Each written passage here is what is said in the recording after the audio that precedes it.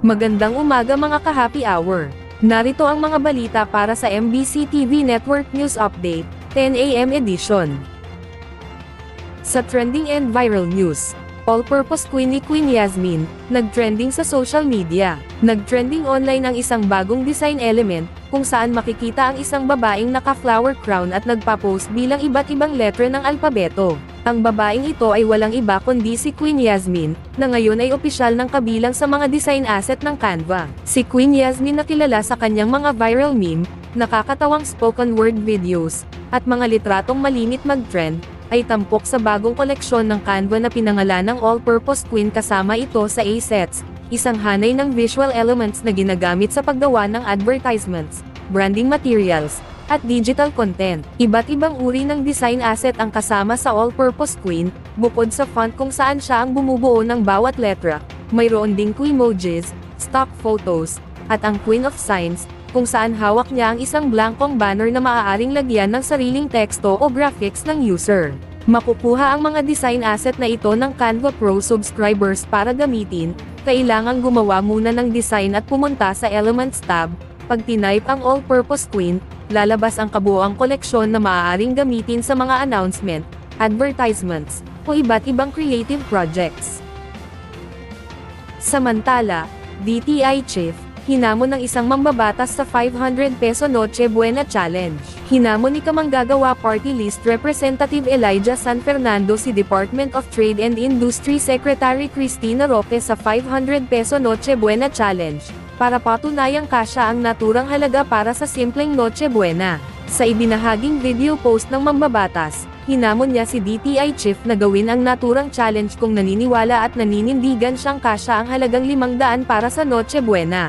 Inalok din ng kongresista ang kalihim na mamili ng lugar o palengke na pupuntahan at kanya itong sasamahan, giit ng mambabatas.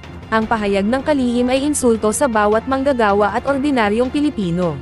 Aniya, bagamat totoo na hindi kailangang magarbo ang handaan, tanong ni San Fernando, kung ano ba daw ang kayang bilhin ng 500 na simple at disenteng Noche Buena para sa isang pamilya. Saad pa ni San Fernando, na ang naging pahayag ng DTI ay lalo pang nakasira sa tiwala ng publiko, lalo na sa panahon na ramdam ng mga pamilya ang pasaning dala ng mataas na presyo ng mga bilihin, walang paggalaw sa sahod at walang katiyakan dulot ng iskandalo sa flood control anomaly. Una rito, nanindigan si Secretary Roque na kasya ang 500 pesos para sa Noche Buena sa darating na Pasko, subalit nilinaw ng kalihim na nakadepende pa rin ito sa bilang ng miyembro ng pamilya at mga ihahandang pagkain.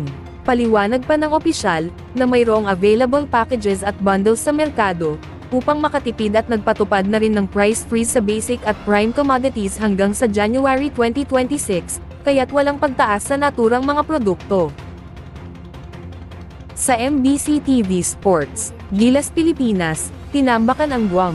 Tinambakan ng Gilas Pilipinas ang Guam, 87-46 sa pagsisimula ng unang window ng FIBA Basketball World Cup Asian Qualifiers. Nanguna sa panalo si Justin Brownlee na nagtala ng 22 points sa laro, na ginanap sa Calvo Fieldhouse sa Guam. Nagtala naman ng 10 points si Dwight Ramos, habang mayroong 8 puntos at 10 rebounds si Junmar Fajardo, at 8 puntos at 8 rebounds naman ang naitala ni AJ Edo.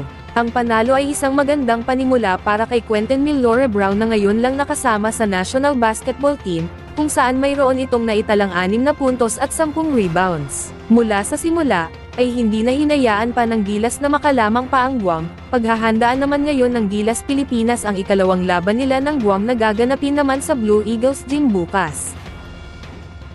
At yan ang mga balita para sa MBC TV Network News Update, 10 AM edition. Abangan ang mga susunod na balitaan mamaya, para sa 11 AM edition.